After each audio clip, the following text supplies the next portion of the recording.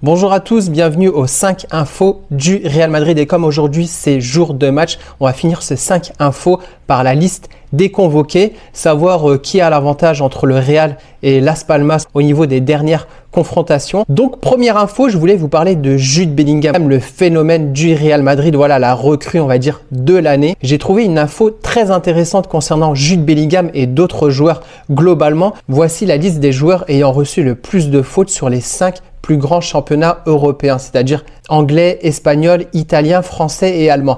Donc en première place, on a Zaccagni de la Lazio. Ensuite, on a Jude Bellingham du Real Madrid. Voilà, c'est là où je voulais en venir. Il est le deuxième joueur à avoir reçu le plus de fautes. C'est 72 fautes subies sur le terrain. Zaccagni, c'est 75 fautes. Voilà pour faire un comparatif. Ensuite, on a Isco, l'ancien joueur de Madrid, à 71, une faute subie avec le Betis. Ensuite, on a Bruno Guimaraes de Newcastle, pareil, 71 fautes. Ensuite, on a Jordan Ayew, Kvaratskhelia, Hugo Duro aussi, qui était un ancien joueur du Real Madrid, qui est maintenant à Valence. Puis ensuite, on a Xavi Simons, qui est au Leipzig. D'ailleurs, le Leipzig qui sera le prochain adversaire du Real Madrid en Ligue des Champions. Du coup, il faudra se méfier aussi de ce joueur qui fait des merveilles au Leipzig. Ensuite, on a Bukayo Saka d'Arsenal. Et pour finir, le top 10, Lucas Ocampos qui a subi 56 fautes. Pourquoi je vous parle de ça? On a pu voir Jude Bellingham plusieurs fois agacé, énervé que l'arbitre ne sanctionnait pas les fautes qu'il subissait, c'est-à-dire mettre des cartons jaunes. Parce que le fait déjà de ne pas siffler ou de siffler et ne pas mettre de carton, ça augmente les probabilités de Jude Bellingham de subir d'autres fautes. Donc avec cette statistique, on voit bien que Jude Bellingham fait partie des joueurs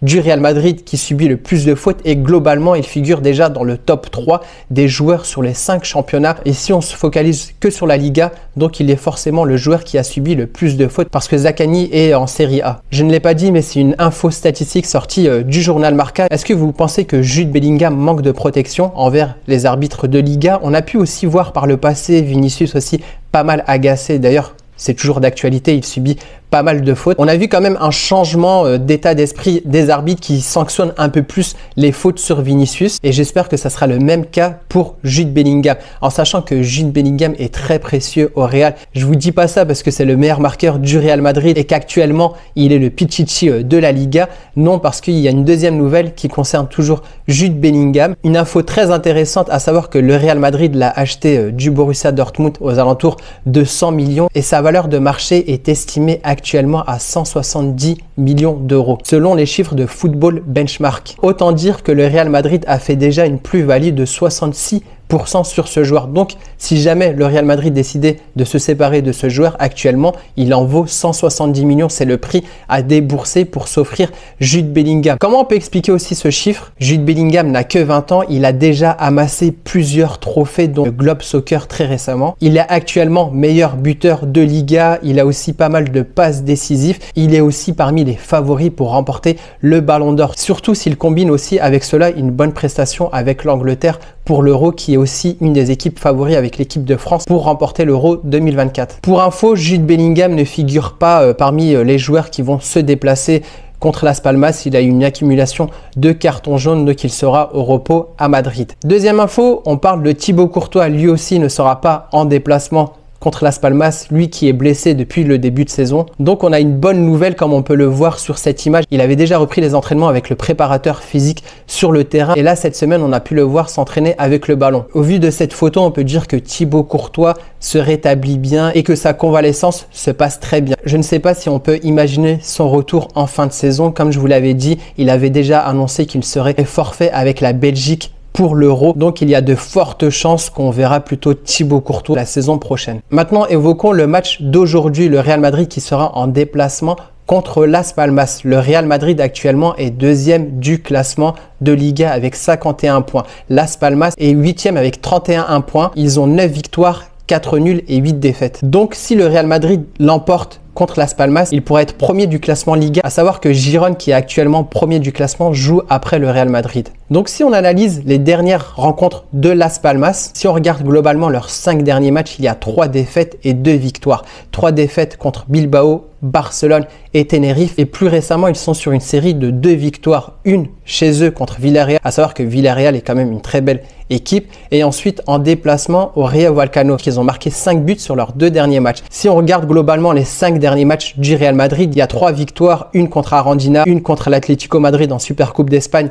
la finale de la Supercoupe d'Espagne contre Barcelone, et les 2 derniers matchs, on va dire, c'est plutôt des prestations moyennes. Une défaite contre l'Atlético et une victoire à l'arraché contre Almeria. Au niveau de la forme, c'est plutôt avantage à Las Palmas qui a marqué 5 buts sur les 2 derniers matchs. Maintenant, on va s'intéresser aux 5 dernières confrontations entre le Real Madrid et Las Palmas. La dernière remonte au début de saison, donc le 27 septembre 2023, Real Madrid à la maison contre Las Palmas, c'était une victoire 2-0. Et si on remonte un peu plus loin, parce qu'à savoir que Las Palmas n'était pas en première division, donc ça remonte quand même à 2018 avec une victoire 3-0 en déplacement à Las Palmas du Real Madrid. Ensuite, on a encore une victoire 3-0.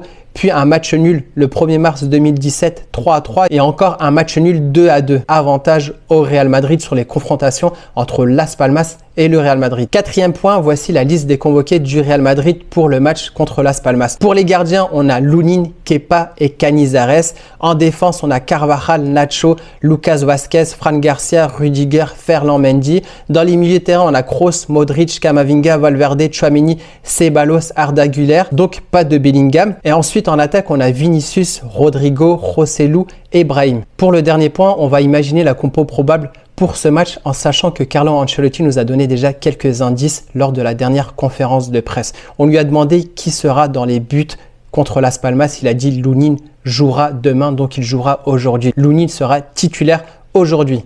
Ensuite, on a parlé du cas Bellingham qui sera absent. Il dit Brahim peut jouer et nous pouvons envisager la présence de Joselu. Je pense que comme nous l'avons fait à plusieurs reprises, nous pouvons compenser l'absence de joueurs importants. C'est vrai que depuis le début de saison, on a eu pas mal de blessés. On a pu voir que les remplaçants donnaient satisfaction à Carlo Ancelotti. On a aussi pioché à la Castilla. Bon, là, dans la liste de convoqués, on n'a plus du tout de joueurs de la Castilla. Là, il nous indique que Brahim sera titulaire, qu'il remplacera numériquement Bellingham. Il peut y avoir aussi une autre solution, ça serait de mettre Joselu. Mais pour ma part, comme je vous l'ai dit lors de ma précédente vidéo, Bellingham sera remplacé par Brahim. On lui parle ensuite du milieu de terrain. Il dit en novembre et décembre, nous étions solides. Ce n'est pas ce qui s'est passé ces derniers temps. Nous avons marqué beaucoup de buts et nous en avons encaissé beaucoup aussi. Valverde en tant que pivot, c'était un cas d'urgence. Maintenant que Tchouaméni et Camavinga vont bien, nous devons retrouver cette solidité, être plus concentrés et plus percutants en défense. Quand Tchouaméni est titulaire avec le Real Madrid est invaincu. Pour moi, il a de fortes chances que Tchouaméni soit titulaire lors de ce match. Donc pour ma part, voilà la composition que je verrai contre Las Palmas. Donc dans les cages, on aura Lunin. En défense centrale, Nacho, Rudiger, on n'a pas forcément le choix, c'est nos seuls défenseurs centraux. Arrière droit, on a aussi Carvajal. Il peut y avoir aussi un doute au niveau arrière gauche. Pour ma part, je pense que Mendy sera titulaire. Ancelotti le préfère largement à Fran Garcia. Au milieu de terrain, je vois Tchouaméni en tant que sentinelle devant la défense. Ensuite, je verrai bien l'association Camavinga-Tchouaméni, c'est-à-dire Camavinga milieu gauche. Ensuite, Modric à droite. Pourquoi je vais laisser souffler, on va dire, Kroos et Valverde qui ont engrangé pas mal de minutes ces derniers matchs. Et en attaque, on va retrouver le duo brésilien Vinicius et Rodrigo accompagné de Brahim qui remplace Bellingham. N'hésitez pas à me dire en commentaire ce que vous pensez de cette compo probable et quelle composition aimeriez-vous voir contre Las Palmas. J'ai mis une composition assez inédite. Pourquoi? Carlo Ancelotti aussi a dit concernant Las Palmas, c'est un match qui peut être compliqué parce que Las Palmas joue très bien au football. Ce sera exigeant. Nous avons la motivation pour revenir à notre meilleur niveau après un tel match. Cette semaine a été bénéfique pour nous. Nous sommes plus reposés que nous n'avons joué grâce à l'élimination en Coupe du Roi et tout le monde est disponible. Nous sommes motivés. Du coup, moi, j'aimerais bien voir quand même Tchouaméni, Camavinga. Je trouve que associé, ça joue assez bien. Modric qui a besoin, on va dire, un peu plus de temps de jeu et pour montrer aussi qu'il y a un intérêt du Real et que en plus c'est sûrement sa dernière saison, donc j'aimerais aussi le voir un peu plus sur le terrain. Je n'ai pas mis Arda Güler titulaire, mais il y a de fortes chances qu'il entre en heure de jeu et ça serait peut-être ses premières minutes en Liga, parce que la dernière fois qu'on l'a vu jouer, c'était en Coupe du Roi face à une petite équipe de Division 3. Donc c'est tout pour ce 5 infos. On espère vraiment une victoire du Real, reprendre cette première position en Liga face à Gérone, en sachant qu'on a aussi un match de retard qui va être rattrapé, je crois que c'est la semaine suivante. De toute façon, on en reparlera prochainement et on se retrouve bientôt pour faire le débrief plutôt à froid. Je ferai plutôt une vidéo le lendemain. Pour rappel, le match a lieu à 16 h heure de France, à ne pas oublier. Et pour ceux aussi qui ne sont pas encore abonnés, voilà, n'hésite pas à t'abonner si tu aimes ce genre de contenu, avoir des infos au quotidien du Real Madrid. N'hésite pas à t'abonner, n'hésite pas à liker, n'hésite pas aussi à commenter. Voilà, j'hésite pas à répondre aux commentaires et on se retrouve bientôt. Ciao!